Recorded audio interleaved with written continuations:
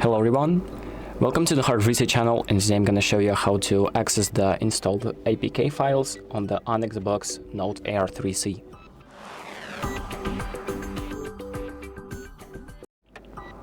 So the first thing that we're going to do is go to the storage. You can find the storage on the left in the storage icon.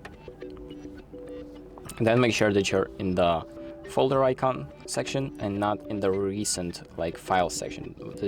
This icon means that these are all the recent files, and this icon means that these are all of the files on the device.